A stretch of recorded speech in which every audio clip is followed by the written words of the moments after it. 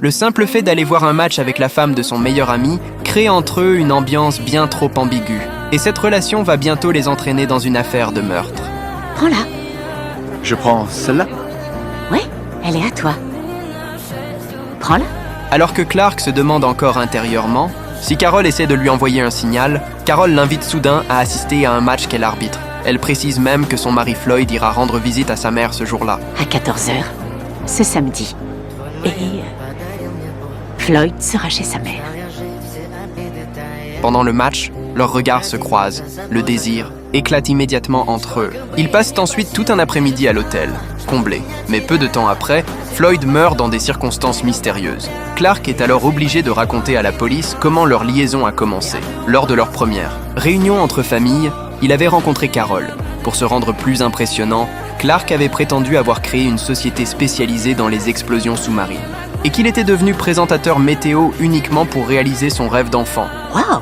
Et les gars m'appellent l'expert du bang. C'est mon surnom. Impressionnant. L'expert du bang. Mais Clark ne se doutait pas que ces mensonges allaient bouleverser Carol. À partir de ce moment-là, elle commence sans cesse à comparer son mari à Clark. On a essayé de la démarrer avec ma paire de pinces. Tu devrais essayer de la toucher. Avec tes doigts. Je suis persuadée qu'elle va ronronner. Puis les deux se recroisent par hasard dans un bar à jus. En discutant, ils découvrent qu'ils viennent tous les deux ici chaque jour. Ils décident alors d'aller voir un match ensemble. Après ça, ils commencent à se retrouver chaque semaine à l'hôtel, dans le dos de leur famille, jusqu'à la mort soudaine de Floyd.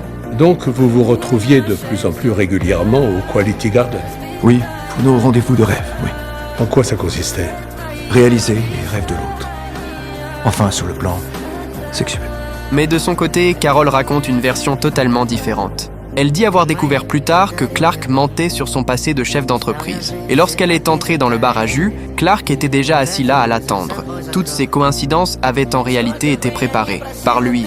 Alors Carol a immédiatement mis fin à leur relation, avant de lâcher une phrase qui rend Clark encore plus suspect aux yeux de la police. Aviez-vous parlé de quitter votre mari Avec Clark. avec Clark? Ce qu'on se disait, ce que je lui ai très souvent répété, c'est que je n'avais aucune raison de quitter mon mari et que je ne le ferais jamais.